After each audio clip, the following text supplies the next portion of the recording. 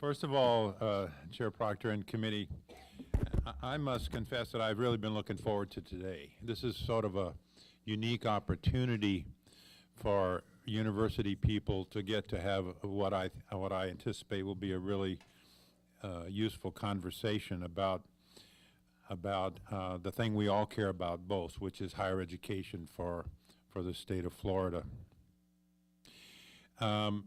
We think that your role and our role are symbiotic, that we can't get there without you, and we think that sometimes we wonder if you're listening, and so the idea that you would actually solicit our input really is quite reassuring to us. I told the Faculty Senate yesterday, the faculty is loaded down with skepticism about everything, and the idea that we were invited here made a significant impact on our faculty.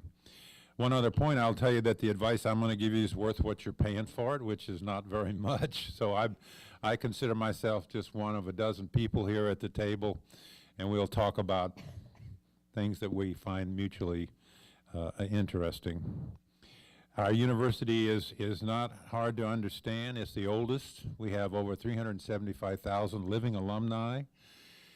We're a large university, no longer the largest in terms of head count, but largest in terms of number of degrees we produce. We have about 50,000 students, 34,000 undergraduates, 16,000 graduate and professional students. We were at one time the major producer of graduate and professional degrees in the state.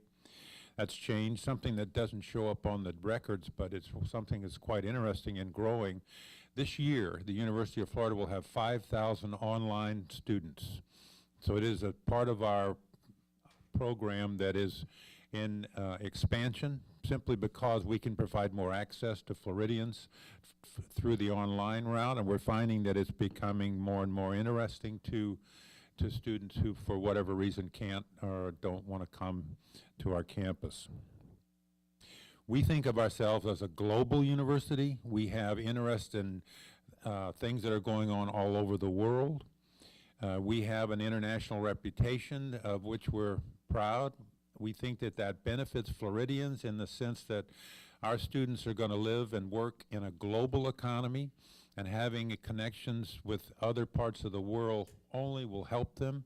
An increasing number of our graduates are taking jobs with companies that have international placements, and so our students are beginning to realize that the world is really bigger than the state of Florida. We are historically the land grant institution. This is an important milestone.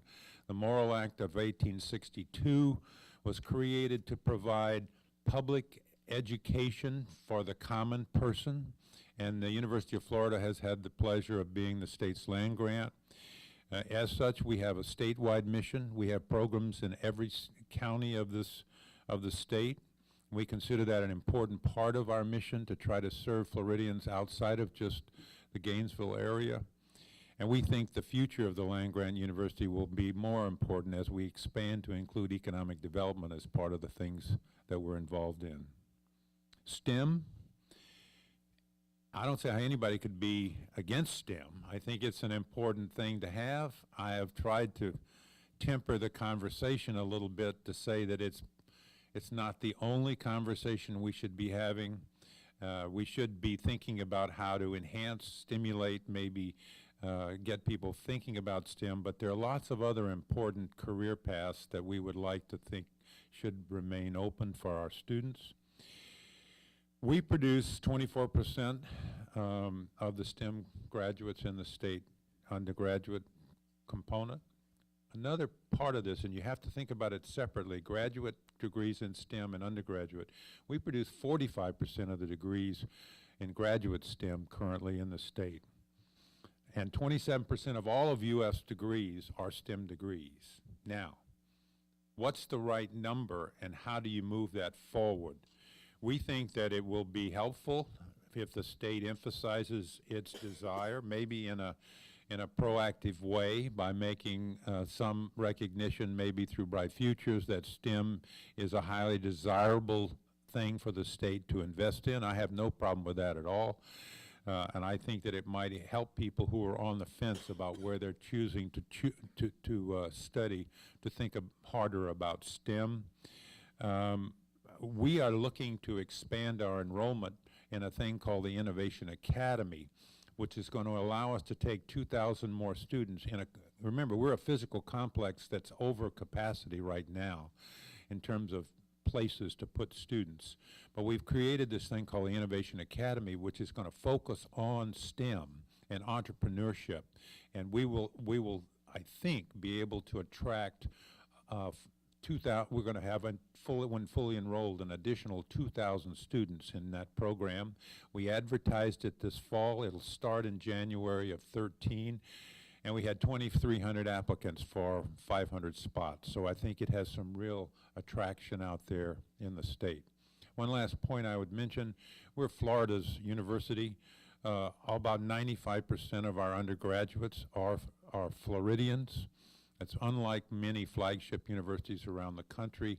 And we will continue to be Florida's university in the sense that we're trying to focus certainly our undergraduate program on providing opportunities for Floridians. So I think I'll stop there.